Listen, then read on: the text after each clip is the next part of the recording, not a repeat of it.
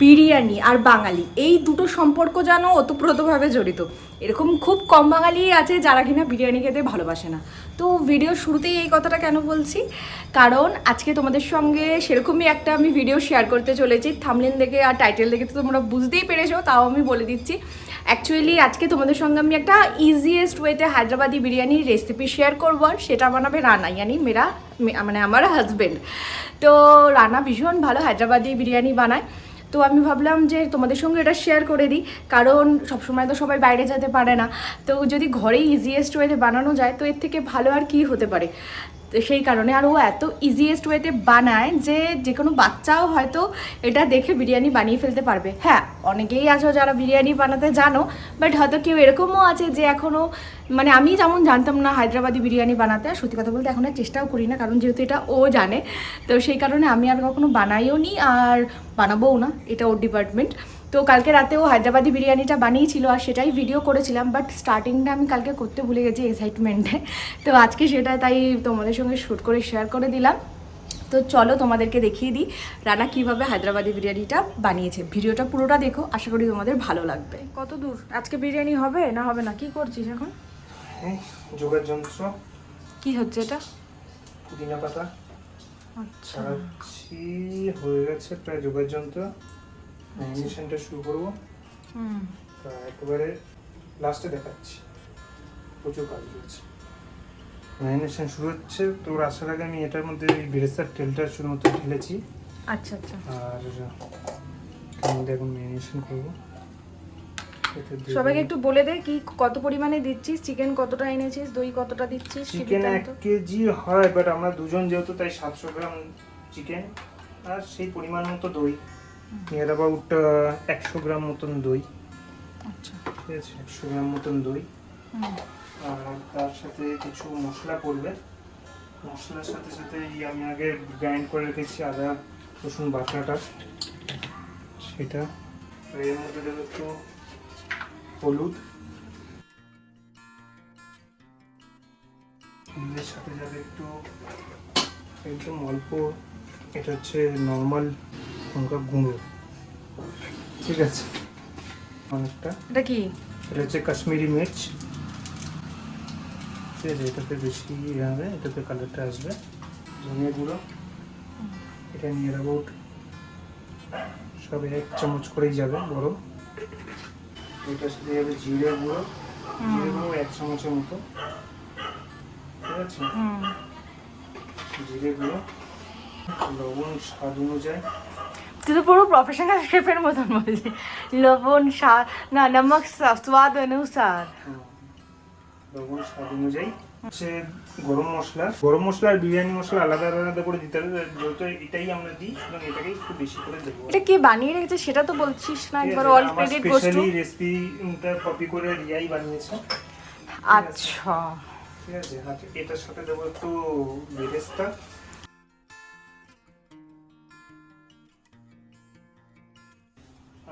ধনে পাতা আর পুদিনা পাতা চপ করে রেখেছি। ভালো করে মাখতে হবে। এর মধ্যে পুদিনা পাতার রোলটা খুব বেশি, যেহেতু হায়দ্রাবাদি বিরিয়ানি। শুধু পুদিনা পাতা আর এই যে বিরিয়ানি মশলার যে মশলাটা, এই দুটোই মেন ইনগ্রিডিয়েন্ট বলতে পারো, যাতে গন্ধটা ভালো আসে। হ্যাঁ, ও আগেও তো করেছিল, আমি দেখেছি যে এটার রংটা এরকম দেখছো তো, কিছুক্ষণ এটা ম্যারিনেট করে রাখার পরেই না রংটা এত সুন্দর হয়ে যায়, খুব সুন্দর হয়ে যায়, কালারটা পুরো চেঞ্জ হয়ে যায়, তাই না? কালারটা চেঞ্জ হবে, তোমার না হলে মনে হবে এইবার একটু ভালো হয়নি। হলো ম্যারিনেট কি হলো? মোটামুটি গন্ধটা শুকেই বোঝা যাবে যে এটা ঠিকঠাকভাবে সবকিছু হয়েছে। কি করে বুঝবি গন্ধ শুকে? তুই বুঝতে পারিস? প্রফেশনাল শেফ তাদের, ক্যামেরার ওইদিকে যারা দেখবে তারা সবাই তো প্রফেশনাল না তোর মতন, সবাই আমাদের মতনও কিছু মানুষ আছে যারা কিছু জানে না, তাদের জন্য একটু বলে দে কি করে বোঝা যাবে গন্ধটা শুকে। এক্সপেরিয়েন্সের সাথে আসবে, নইলে যেরকম ভাবে পরিমাণ মতেছি সেরকম ভাবে দিয়ে দিলেই এটা হয়ে যাবে। এবার এটাকে ম্যারিনেট করা হয়ে গেল। এবার এটাকে আমি ফ্রিজে রাখবো অ্যাট লিস্ট আধ ঘন্টা, ম্যাক্সিমাম 4 ঘন্টা রাখলে খুব ভালো হয়, বাট যেহেতু টাইম নেই রাখতে হয়ে গেছে, সুতরাং এটাকে আমি আধ ঘন্টার জন্যই রাখবো। জলটা ফোটাচ্ছিলাম, যে জলটা ফুটেছে এবার এর মধ্যে কিছু গোটা মশলা দিয়ে দেবো। এলাচ রয়েছে, দারচিনি আছে, লবঙ্গ আছে, 3টে জিনিসই আছে। তেজপাতা দরকার, তেজপাতাটা দেবো। আর একটু জায়ফল জয়িত্রী থাকলে, জায়ফল আর সাহাজিরে থাকলে হতো, বাট ওটা আমাদের কাছে নেই এখন, এই জন্য আপাতত এটাই দিয়ে দিলাম। চালটাকে আমি ভিজিয়ে রেখেছি, এই যে চালটাকে 2-3 বার ভালো করে ধুয়ে তারপর ভিজিয়ে রেখেছি। চালটা একটু সাদা সাদা হয়ে গেছে, আধ ঘন্টা হয়ে গেছে প্রায়। তো এই যে এবার এই চালটার জলটা ছাড়িয়ে দেবো, মানে ফেলে দেবো। ফেলে নিয়ে এবার এই চালটা এটার মধ্যে দেবো 5-7 মিনিট পরে।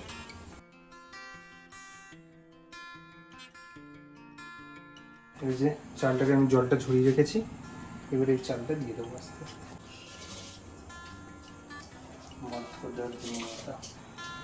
বহুত দর্দ। এই যে ম্যারিনেট করা চিকেনটা এখন প্রায় 1.5 ঘন্টা হয়ে গেছে। আমরা আধ ঘন্টা রাখতে চেয়েছিলাম, বাট আরও সব সামগ্রিক কাজ করতে করতে লেট হয়ে গেল, তাই এটা হচ্ছে 1.5 ঘন্টা হয়ে গেছে। রংটা প্রায় একটু চেঞ্জ হয়েছে, দেখলে বুঝতে পারবেন। 7 থেকে 8 মিনিট হবে, এখন সবে জাস্ট 4 মিনিট মতন হয়েছে, তাহলে আরও 3-4 মিনিট হবে। ততক্ষণে কী করবো, এটাতে দমটা আমরা বসাবো। দমটা বসানোর জন্য আগে আমি চিকেনটাকে এখানে নিয়ে নিচ্ছি। কাঁচাই কিন্তু চিকেনটা, এখনো পর্যন্ত চিকেনটাতে আমি কিছুই মানে কুকিং প্রসেস করিনি, জাস্ট এটা ম্যারিনেট করে রাখা ছিল। চিকেনগুলোকে সাজিয়ে নিলাম, একটু ইনশিওর করবো যে সব চিকেনই যেন মোটামুটি নিচের দিকেই টাচ করে থাকে, চিকেনটা যেহেতু বয়েলেই পুরো হবে। ঠিক আছে, হয়ে গেল। এবার এই ভাতটা একটু হবে, ভাতটা আর 2-3 মিনিট হওয়ার পরেই ভাতটাকে আমি এখানে ঢালবো। আমি ফার্স্ট লেয়ারটা বসাবো, এখানে 3টে লঙ্কা দিয়ে দিলাম। ঠিক আছে, এবারে এটা হতেই থাকবে, এখান থেকে আমরা গ্যাসটাকে বন্ধ করবো না, কনসিস্টেন্সিটা বোঝা যাচ্ছে। ঠিক আছে,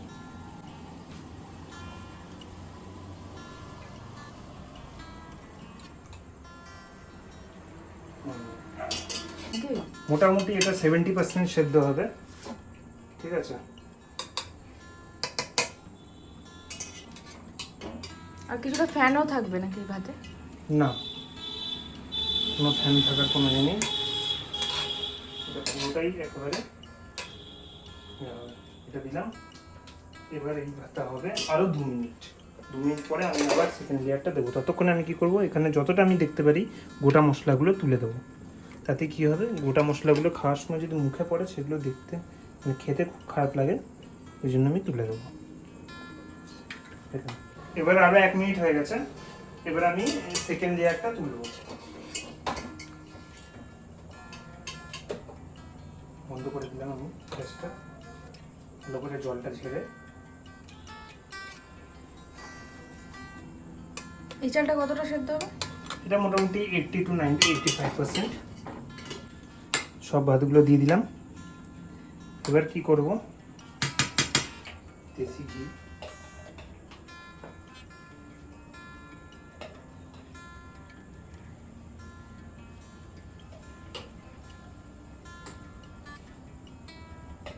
এবারে বিরিয়ানি মশলাটাই আবার একটু দেবো ওর থেকে ছড়িয়ে। এটা হচ্ছে মেন রেসিপি রিয়ার তৈরি করা। এর সাথে দেবো একটু কেটে রাখা পুদিনা পাতা আর ধনে পাতা, এটা দিয়ে দিলাম। এর সাথে দেবো এই যে বেরেস্তার যে হাফটা আমি দিয়ে ম্যারিনেট করেছিলাম, বাট বেরেস্তা কিছুটা রেখে দিয়েছিলাম, বেরেস্তাটা উপর থেকে ছড়িয়ে দেবো। লাস্ট এই জিনিসটা দেবো, সেটা হচ্ছে কেওড়া ওয়াটার। এটা কলকাতারই মানে বাংলায় লেখা রয়েছে, হ্যাঁ, সুতরাং এটা আরো ভালো টেস্ট হবে। ঠিক আছে, একটু এটা অপশনাল, দেওয়া যেতেও পারে নাও যেতে পারে, বাট দিলে ভালো লাগবে। এবার এটাকে দম দেবো। দম দেওয়ার জন্য অ্যালুমিনিয়াম ফয়েলের ইউজ করবো। অ্যালুমিনিয়াম ফয়েলে পুরো প্রায় কভার হয়ে গেছে, আবার একটু নিয়ে ভালো করে দেবো। দমটা খুবই জরুরি, দম দেওয়াটা। এবার গ্যাস অন করব, গ্যাসটা অন করে এটা দিয়ে দেবো। এটা মোটামুটি 2 মিনিট হাই ফ্লেমে থাকবে। হয়ে গেছে। এখানে আমরা বুঝতে পারছি যে এখানে একটা স্টিম মতন ভেতরে তৈরি হয়েছে, ঠিক আছে, ভেতরে স্টিমটা তৈরি হয়ে গেছে।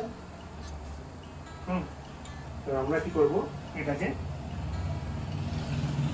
নামাবো, তাওয়াটার উপর বসবো।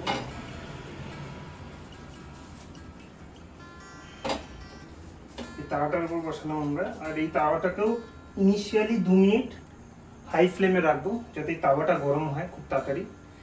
2 মিনিট যখন হাই ফ্লেমে এটা গরম হয়ে যাবে, তারপরে এটাকে আমি লো ফ্লেমে করে দেবো, আর আধ ঘন্টার জন্য এটাকে বসিয়ে রাখবো স্টিমে। এটা স্লো কুকিং প্রসেস। স্লো কুকিংয়ের অনেক ফায়দাও আছে। নিউট্রিশিয়াস ফুড, মানে যা নিউট্রিশনটা থাকে ফুডের মধ্যে, সেগুলোকে রিটেন করে। স্লো কুকিং খাওয়াও ভালো। যে এটা আমরা 2 মিনিটের জন্য এটাকে হাই ফ্লেমে রেখে তারপর এটাকে লো ফ্লেম করে দেবো আধ ঘন্টার জন্য, আর এই স্টিমেই পুরো চিকেনটা তৈরি হবে। তো আমাদের বিরিয়ানি রেডি। আর সত্যি বলতে রানা দুর্দান্ত বানিয়েছিল, আরো প্রতিবারই খুবই ভালো বানায়। তো তোমরাও কিন্তু একবার ট্রাই করে দেখো, আর আমাকে কমেন্টে জানিও তোমাদের বিরিয়ানিটা কেমন হয়েছিল। আর এই ভিডিওটা যদি তোমাদের মনে হয় ইউজফুল আর ভালো লেগে থাকে, তো অবশ্যই লাইক করো, কমেন্ট করো। আর যদি মনে হয় যে ইউজফুল, তো কারোর সঙ্গে অবশ্যই শেয়ার করো। আর যদি তোমরা আমার চ্যানেলে নতুন হও, এখনো আমার চ্যানেলটাকে সাবস্ক্রাইব করোনি, তো প্লিজ চ্যানেলটাকে সাবস্ক্রাইব করে নিও। পুরো চিকেনটাই কিন্তু দমেই হয়েছিল, তা সত্ত্বেও চিকেনটা এত সুন্দর সেদ্ধ হয়েছিল আর একদম জুসিও ছিল। একটু অন্যরকম ভিডিও তোমাদের সঙ্গে শেয়ার করলাম, কেমন লাগলো অবশ্যই জানিও। দেখা হচ্ছে অন্য আরেকটা ভিডিওতে। সবাই ভালো থেকো, টাটা।